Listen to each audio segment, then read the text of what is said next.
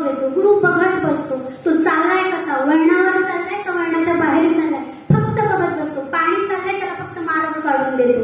आपण काय करतो, ह्या मार्गाने जा, त्या मार्गाने जा, असंच जा. कशासाठी? नॅचरल वळण. पाणी काय शिकवतं? काहीही झालं तर नदी कुठे जाते? समुद्राला जाऊन मिळते.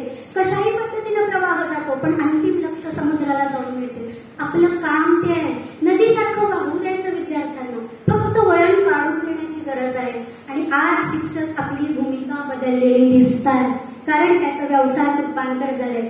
मला ही लाज वाटते की मी संस्था चालवते, पण ही शिक्षण पद्धती चुकीची आहे.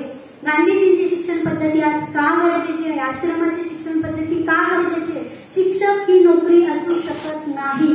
कितीही झालं तरी शिक्षक हा फक्त आणि फक्त समाजाला दिशा दर्शवणारा एक मार्गदर्शकच असला पाहिजे. त्यामुळे मला बीएड कॉलेजच्या विद्यार्थ्यांना म्हणजे फक्त नोकरीसाठी इथं आला असाल तर खरंच एक समाजाची कुणीतरी किंवा मला ज्या समाजात राहायचं आहे त्या समाजाची एक नागरिक म्हणून माझी कळकळीची विनंती आहे की शिक्षणाकडे, शिक्षकाकडे, बीएडकडे, नोकरीची आस लावून बघू नका.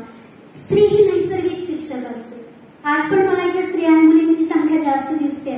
स्त्री ही नैसर्गिक शिक्षक असते. तिला आई म्हणून शिकवावं लागत नाही. तिने काय शिकवायचं, तिला गरज पडत नाही मुलाच्या हाताला धरून शिकवायची. तिला तिच्या मनाला कनेक्ट होतं की मुलाला काय पाहिजे. हे नातं आपल्या विद्यार्थ्यासोबत असलं पाहिजे, मनाला कनेक्ट झालं पाहिजे. प्रत्येक वेळी ते तुम्ही हाताला धरून शिकवत नाही ना मुलांना. स्त्री प्रचंड नॅचरल शिक्षक आहे आणि हे गांधीजींचं सगळ्यात महत्वाचं तत्वज्ञान होतं. म्हणून गांधीजींनी स्त्री शिक्षणावर भर दिला.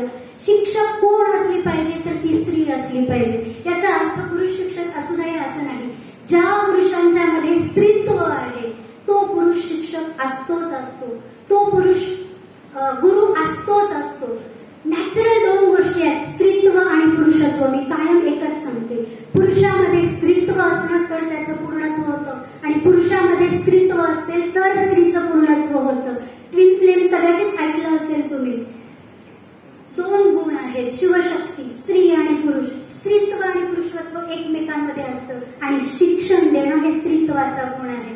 त्यामुळे ज्या पुरुषांमध्ये, ज्या स्त्रीमध्ये हे स्त्रीत्व असेल तोच माणूस समाजाला दिशा देऊ शकतो. आणि आज गांधीजी महान होते कारण गांधीजींमध्ये ते स्त्रीत्व होतं, ती ममता होती. गांधीजींनी हृदयाचं शिक्षण दिलं म्हणजे काय दिलं? हृदयामध्ये प्रेम जागा करणं हे शेवटचा उद्देश आहे. आणि जिथं प्रीती उत्पन्न होते तिथं सगळं जमतं आणि त्याच्यामधून जे काही संबंध निर्माण होतात तिथं माणूस घडतो. जिथं प्रीती असत नाही, जिथं प्रेम असत नाही तिथं शिक्षण होऊ शकत नाही, तिथं समाज निर्माण होऊ शकत नाही. आणि आजचं वास्तव एक्झॅक्टली हेच आहे. गांधीजींना का विसरलोय? आपण प्रेमाला विसरलोय. गांधीजींची पद्धती आपल्याला का चांगली वाटत नाही? कारण आपण प्रेमाची भाषा समजू शकत नाही. प्रेम हे काहीतरी वेगळ्याच अर्थाने आपण घेतलं जातो, पण प्रेम ही मूळतः शिक्षणाची, जगण्याची ही आस आहे, ही भाषा आहे.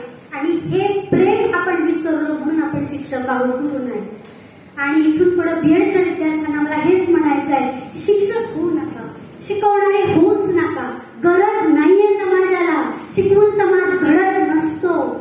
माणूस अनुभवाने शिकवतो. अनुभव द्या. ऍक्टिव्हिटी म्हणून हे व्याख्यान आहे. ऍक्टिव्हिटी म्हणून भरपूर काही गोष्टी बीएडच्या विद्यार्थ्यांकडून एंगेज ठेवलं जातं. बीएडच्या मुलांना का ठेवलं जातं? आम्ही खूप ऍक्टिव्हिटीज घेतल्या, खूप ऍक्टिव्हिटीने आम्ही विद्यार्थी तयार करतो आहोत. काय चाललेलं असतं शाळेमध्ये? ह्या ऍक्टिव्हिटी घ्या, त्या ऍक्टिव्हिटी घ्या आणि दाखवा शाळेत आमच्या एवढंच चालतं. त्यातनं आउटपुट काय? तुम्ही किती जीव ओतला त्या ऍक्टिव्हिटीमध्ये? तुम्ही साधं, मला सरांचं कौतुक वाटतं की बीएडच्या विद्यार्थ्यांकडनं बुके बनवून घेतात. किती जणांनी जीव ओतला त्या बुकेमध्ये? हा, सर्वांनी ओतला तर पोचला पण हे जीव ओतून काम करत. गांधीजींना वेळ लागला नव्हता हातावर चरखा करायचं. त्यांनाही बाकीच्या गोष्टी करताच आल्या असत्या की. मन, मेंदू आणि मेंदट एका वेळी चालू राहणारं ते काम आहे आणि निसर्गापाशी नेणार.